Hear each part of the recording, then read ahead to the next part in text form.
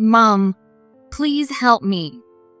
Emma, who had been married only 3 months, suddenly showed up in the middle of the night. What happened? When I looked at her, her face was swollen and covered in bruises. I was speechless at the sight of how drastically she had changed. Then, as she told me what had happened, I trembled with anger. Unforgivable. Was the promise to make her happy just a lie? And so, I swore to get revenge on those who had done this to my precious daughter. I'm Susan, 50 years old. I divorced when my daughter, Emma, was still young, and since then, I've raised her on my own while working full-time. Emma is a quiet, determined young woman who never backs down from a challenge. Through consistent effort, she finally landed a job at the company she always dreamed of. Her presence and hard work have been a source of strength for me, helping me stay positive even during tough times. So when Emma told me, "There's someone I'd like you to meet," my heart swelled with joy. The man she introduced was a guy named James, 7 years older than Emma, and working at one of her client companies. He looked sharp in his suit and greeted us warmly. He seemed genuinely serious and sincere. I'm here today to ask for your permission to marry Emma. But before he'd even properly introduced himself, he jumped right to that point. Emma was only 23, and I found out they'd only been dating for about 6 months. I was expecting to meet her boyfriend, so honestly, I was a bit taken aback. Well, you're both still young, so maybe it's a little early to start thinking about marriage? I gently hinted, but he straightened up, looked me in the eye, and said, I can't imagine my life without Emma. I truly believe I'll never meet anyone as wonderful as her again. With a serious look, he passionately expressed how much he cared for Emma. James, I feel the same way. Mom, please, give us your blessing to get married. If you're both this committed, then of course I'll support you. His heartfelt words moved me, and hearing Emma say that, I agreed to let them be together. Thank you, Susan. I promise I'll make Emma happy. Seeing them look at each other with such happiness brought a smile to my own face. Yet, after James left, I found myself unable to fully embrace their marriage, and a feeling of unease started to grow. Is this really the right decision? Isn't it too soon? But I've heard that all parents feel a mix of emotions when their child gets married, and honestly, I thought Emma's wedding was still far off. I'm probably just not mentally prepared. They look so happy together. I'm sure it'll be fine. After that, we successfully had a meeting with James' parents, and the preparations for the wedding proceeded smoothly. Both James and Emma are only children. James' parents, Tom and Ashley, who had always wanted a daughter, seemed very fond of Emma. Mom, I'm thinking of moving in with James' parents after we get married.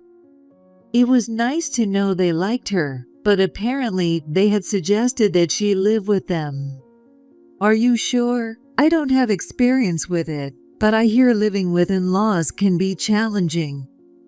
Tom and Ashley are kind, and with James there, it'll be fine. Well, if it's you, Emma, I'm sure you'll manage. Emma has always been easygoing and has had a way of endearing herself to older people, so I felt she could handle it. Besides, James' parents' home was only a 20-minute drive from mine, so I was reassured that I could easily reach her if anything happened. The wedding went off without a hitch, and Emma began her new life with James' family. I figured Emma was eager to do her best, but about a month after moving in, things started to change. The daily messages from her stopped, and when I texted, it would take her longer and longer to reply. I didn't want to meddle too much now that she was married, but feeling concerned, I finally decided to call her cell phone. Hi, Susan. What's going on? It was James who answered the phone. Could I speak to Emma? She's in the bath right now. Don't worry, she's doing well. His tone was soft yet firm, leaving me unable to speak to Emma directly, and we ended the call there. Even after that, I still didn't get any messages or calls from Emma. I'll just go visit her. Feel free to drop by anytime. Ashley had also told me that, so unable to shake my worry, I decided to visit their house that weekend. Ashley answered through the intercom. She told me, a bit curtly, that Emma was out with James. Sorry for dropping by unannounced. Do you know when they'll be back? She let out a big sigh in response. If you're coming, you should let us know beforehand. I have no idea when they'll be back. With that, I realized she had a point, and I left, unable to say anything more.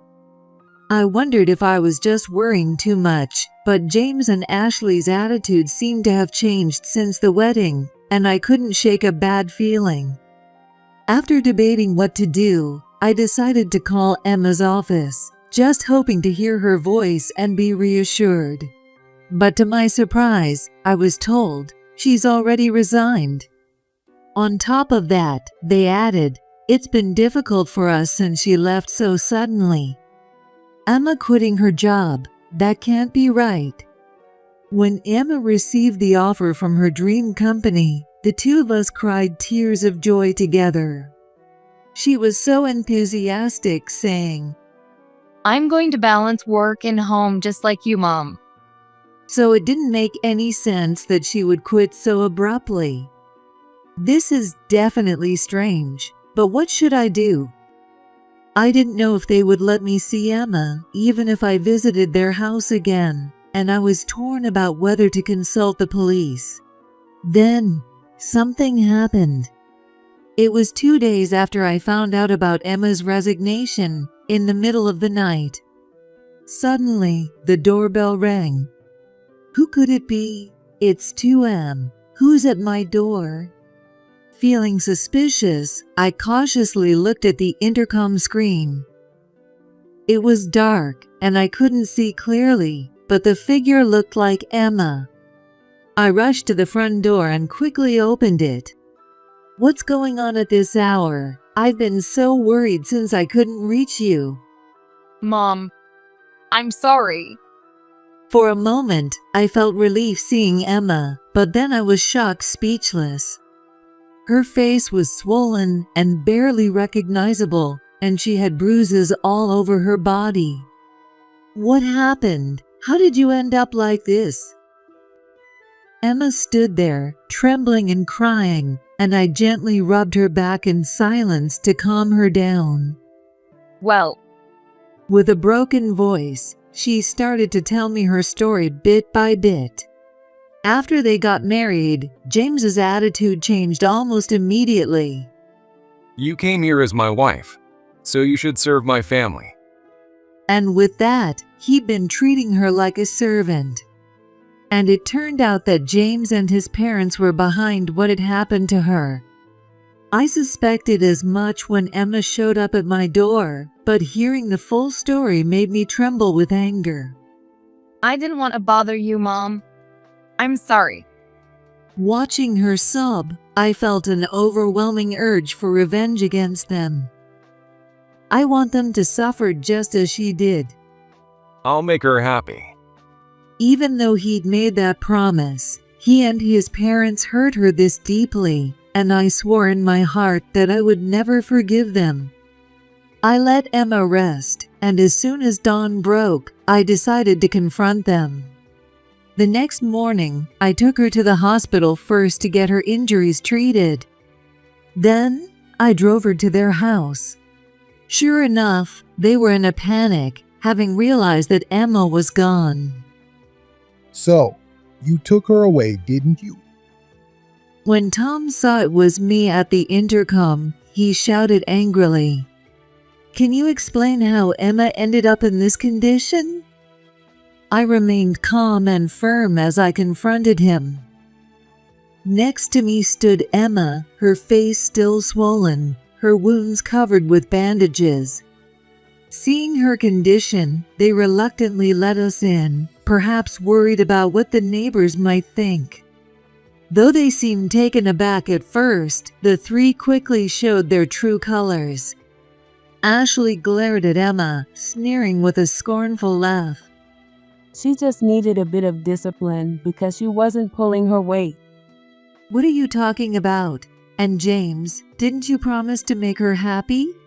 Oh no, that was if she upheld her role as my wife. Instead, she was too focused on her job. So I submitted her resignation. Emma hadn't left her job by choice. James had taken it upon himself to file her resignation. With tears in her eyes, she explained that by the time she found out, it was too late. All because he didn't like that she was getting busier at work and coming home later than he did. Emma was so happy to be working at her dream company, and she was giving it her all. That's not my problem. If she can't handle both, then she has to quit, right? James acted as if he was completely blameless. James is right. The other day, she took an hour just to make dinner. She can't even do one thing properly. At this, Tom also chimed in, and Emma trembled, muttering, That's horrible. "Then why didn't you help her out, Ashley?" But Ashley, with her arms crossed, replied firmly, When I married into this family, I was told to learn by doing everything myself. That's right. It's the new generation's turn. But I was supervising her carefully. Tom, too, seemed convinced he had done nothing wrong. They exchanged looks and nodded in agreement. In reality, Ashley dumped all the household chores on Emma and did whatever she pleased. Meanwhile, Tom, who was already retired and home all day, constantly monitored Emma and criticized everything she did. To make matters worse, they took her phone so she couldn't reach out to me, and whenever I visited, James would restrain her to prevent her from stepping outside. And it didn't end there. Emma kept believing that one day James would change, that he would help her. Her silent endurance in the face of such treatment was in vain, as their abuse only escalated. They forced her to eat leftovers and restricted her to lukewarm baths, claiming hot water was a waste. This isn't right. When Emma finally couldn't take it anymore and confronted them, that's when her body was marked with those unbearable injuries. You're too cocky. When Emma spoke up, James slapped her hard across the face. If that wasn't enough, Ashley added, Let's discipline her. Then they took turns hitting her all over with a broom. Covered in bruises, Emma was finally let go. Sensing her life was in danger, she waited until all three were asleep, then fled from their house. It took her over an hour to walk to my house, desperate and exhausted. Before the marriage, you treated Emma with respect. Why did you change so drastically? I can't understand this. I confronted them, my voice strong, but the three of them exchanged smirks. I just wanted a wife who'd obey me from the start. I figured Emma would make a good servant. James said this casually, and Ashley sighed. She turned out to be a disappointment. Well, she's probably learned her lesson, so maybe we should give her one more chance? At Tom's outrageous suggestion, the three of them burst into laughter. Enough. I can't stand this any longer. Anger surged through my whole body, and just as I was about to speak up, Emma fixed her gaze on the three of them and firmly spoke out. How dare you speak to us like that? James, infuriated, lunged at Emma, but I quickly put him in a headlock, pinning him to the floor so he couldn't move. James struggled, while Tom and Ashley watched in shock at my swift reaction. I never mentioned it, but back in the day, I almost made it to the Olympics in wrestling. Had to give it up due to an injury. I tightened my hold on James, and he began to whine. It hurts. Let go. His limbs flailed, and as I released him, he crumpled weakly to the floor, unable to stand. Pathetic. Now, who's next? I cracked my knuckles as I slowly stepped toward the remaining two. We're sorry. Please stop. They looked confused, shaking with fear. I sent Emma off with hopes for her happiness, and I'll never forgive you for putting her through this. At my stern tone, all three of them shrank back. James, I want a divorce. Following my lead, Emma presented the divorce papers right in front of James. What are you talking about? I'm not agreeing to any divorce. He shouted, his face red with anger. Well, I took Emma to the hospital this morning and got a doctor's report on her injuries, and I've also filed a police report. Since we're completely in the right, I'm prepared to fight this to the end. I looked at each of the three in turn as I told them this. At that, they began to panic, sweat pouring down their foreheads as they shouted in distress. Stop, please. Our reputation. I want this divorce over with as soon as possible. Emma looked at them with disdain and declared, I look forward to seeing how you deal with what's coming. You'll just have to live with the consequences of your actions. With that, we gathered Emma's belongings and headed to the door. Wait, please. James' pitiful voice followed us, but Emma and I left without looking back, walking confidently out of their house. After that, the divorce went through without issue, and we received $20,000 in alimony. The police accepted the complaint, and the three were questioned. Although they were quickly released, officers visited their house as part of the investigation, which led to gossip in the neighborhood, leaving them shunned by the community. As for James, word spread about how he treated Emma, and when it reached his workplace, he was removed from the promotion track. Meanwhile, Emma took time to heal both emotionally and physically at home, and then began moving forward to find a new job. And as for me, my life is far from over. I've recently started training again, this time to get involved in wrestling as a coach.